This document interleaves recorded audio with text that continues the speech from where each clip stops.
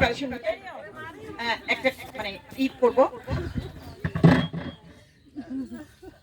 আল্লাহ বোতলটা হাতের থেকে রাখে নাকি? বোতলটা লাগবে, বোতলের কাজ আছে। বেবি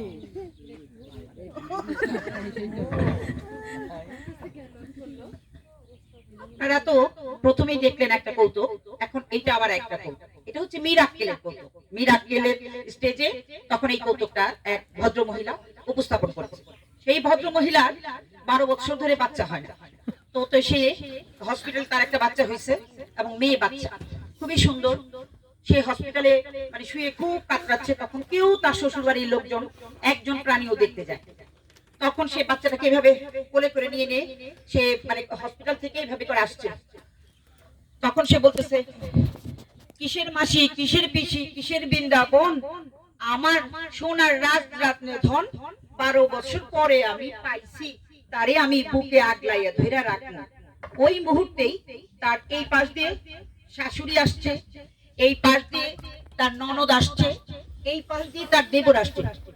ওই দেখি গো, ওই দেখি, ওই বৌমা আমাকে বাচ্চা লয়ে ঘরে বলে আইছো, ওই দেখতাছি তো। আরে শাশুড়ি তখন বলতেছে, ওরে বাবা রে বাবা, এ দেহি সুন্দর সোনার কপালের স্থান হইছে গো, একের আমাকে সুহানের মতো হইছে কপালটা। ওই মুহূর্তে তার শ্বশুর আসছে। শ্বশুরে সেই পাশ দিয়ে সে বলতেছে, বৌমা ওই দেহি বাচ্চাটা দেই, আমার কুলে দাও, কুলে দাও, একটু কুলে দাও। আরে এদি রাজকমল হইছে, একরা আমার নাকটার কপালটা রয়ে গেছে গো। আরে এই বাচ্চাটা কি সুন্দর গুল্লু গুল্লু হইছে। ওই সময় তার ননদ আসছে। ননদ এসে বলতেছে, আরে ভাবি কি কইতাছো, হাতগুলি আর পাগুলি আর নখগুলি ঠিক আমার মতো হইছে, তোমার তো কিছুই পায় না, এখন এটা আমাগোই পোলাপান।